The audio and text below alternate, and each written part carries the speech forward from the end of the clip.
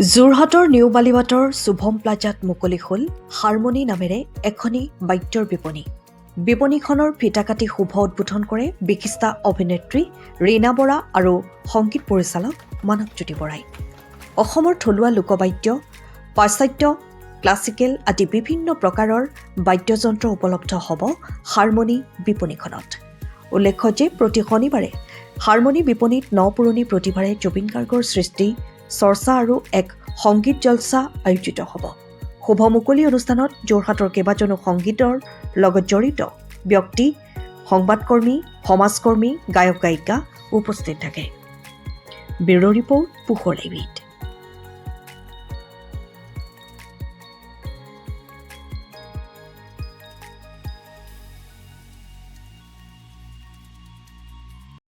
বাইদেউ আৰু যিমানখিনি আমাৰ পুৰণি মিউজিচিয়ান আছে, আমাৰ ব্যৱসায়িক সন্থা আছে, গোটেইখিনিয়ে সহায় সহযোগিতা আগবঢ়াইছে।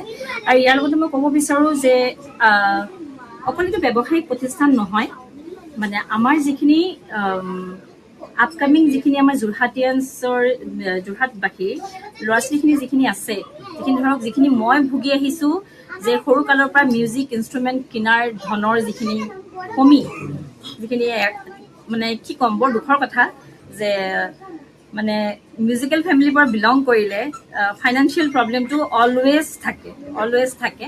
তো আমাৰ যোৰহাটত যদি তেনেকুৱা কোনোবা ল'ৰা ছোৱালী আছে, তেওঁলোকে যদি কাৰোবাৰ ৰেফাৰেঞ্চ লৈ পেলাই, মিউজিচিয়ানৰ ৰেফাৰেঞ্চ লৈ পেলাই আমাৰ ইয়ালৈ আহে, তো সেইখিনি আমি সহায় সহযোগিতা তেওঁলোকক আগবঢ়াম। সেইটো এটা প্ৰচেষ্টা এটা লৈছোঁ। আৰু লগতে আমাৰ যোৰহাটৰ পৰা বহুতে বস্তু ক্ৰয় কৰিবলৈ গুৱাহাটীলৈ যাব লগা হয়, আৰু যিখিনি তাত গৈ পেলাই অহা যোৱা কষ্ট, সেইখিনি গোটেইখিনি ইনক্লুডেড থাকে তাত।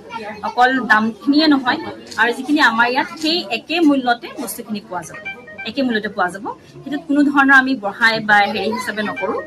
আৰু লগতে শনিবাৰ আৰু দেওবাৰে যিখিনি আপকামিং আমাৰ আৰ্টিষ্ট উঠি আহিছে, তেওঁলোকৰ জুবিনদাৰ সংগীত চৰ্চাৰ কাৰণে এটা স্থান আমি আগবঢ়াব চেষ্টা কৰিম, যাতে তেওঁলোকে সংগীত চৰ্চা ইয়াত আহি পেলাই কৰিব পাৰে।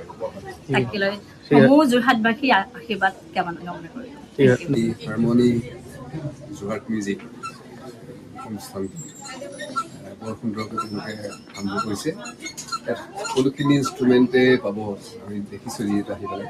আৰু মিউজিকেল ইনষ্ট্ৰুমেণ্ট চবকে ভাল লগা কথাটো হৈছে কি, এই দোকানখন বা এই মিউজিকেল বেকগ্ৰাউণ্ডটো মিউজিকেল ফেমিলি পুৰা কমপ্লিটলি মিউজিকেল ফেমিলি। আৰু গীতালীয়ে খুব কষ্ট কৰিছে, গীতালী অংশু গান গাইছিলে, ধুনীয়া গান গাইছিলে। বাকী মাৰ কথাটো ক'বই নালাগে, তাই বহুত দিনৰ মানে বাবুলদাৰ, আজি প্ৰয়াত বাবুলদা আমাৰ মাজত নাই, তেওঁ থিয়েটাৰ জগতৰ এজন বিশিষ্ট ব্যক্তি, সংগীত পৰিচালক আছিল। আৰু আজি তেওঁ গীতালীৰ ককায়েক নামকো ভাল মিউজিচিয়ান আছিল, ভাল সুৰকাৰ আছিল। তেওঁ কিবা কাৰণবশতঃ তেওঁ এতিয়া নাই, আমি মিছ কৰিছোঁ বহুতখিনি। কিন্তু তেওঁলোকৰ আশীৰ্বাদ হৈ আজি এইখন হৈছে, সঁচাকৈ খুব ভাল লাগিছে। আৰু মোৰ ষ্টুডিঅ' জীৱনৰ আৰম্ভণিটো এখেতলোকৰ দ্বাৰাই হৈছে, সেইটো চবতকৈ ডাঙৰ কথা। কাৰণ মই এতিয়া ষ্টুডিঅ' খোলাই নাছিলোঁ। প্ৰথম ৰেকৰ্ডিংটো মোৰ ঘৰত বাবুলদাৰ দ্বাৰাই হৈছিল। আজি বাবুলা থকা কাৰণে খুব ভাল পালে, খুব সুখী হ'ল। বাবুলা আশীৰ্বাদ আছে, নিশ্চয় আশীৰ্বাদ আছে, সেইকাৰণে হৈছে দিছে ইমান ধুনীয়াকৈ।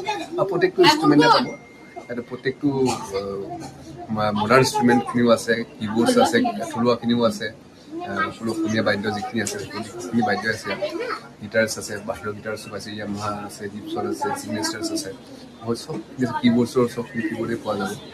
আহক চবে এবাৰ সোমাই যাওক, নিজৰ মন পচন্দৰ বস্তু পাই যাব ইয়াত। 20 বছৰীয়া যোৰহাটবাসীৰ একমাত্ৰ ভৰসা প্ৰতিষ্ঠান ৰিয়া টি ষ্টল। হয়, যোৰহাট পুৰণি বালিবাট স্থিত বিজি পথত আপোনালোকৰ আপোন আৰু ভৰসাৰ চাহ, মিঠাই, বিভিন্ন সুস্বাদু সমৃদ্ধ বিপণী Riya tea stall. Riya tea ষ্টলৰ দ্বিতীয়খন সংযোজন ৰিয়া টি ষ্টল ৰাইজৰ বাবে মুকলি। ইয়াত নানান ধৰণৰ বিস্কুট, ব্ৰেড, সুস্বাদু পেষ্ট্ৰি, কেক, চাহ, কফিৰ লগতে বাৰ্থডে কেক উপলব্ধ। লগতে অৰ্ডাৰ মতে যোগান ধৰা হ'ব। তেনেহ'লে পলম নকৰি আহক আপোনালোকৰ প্ৰিয় বিপণী ৰিয়া টি ষ্টললৈ।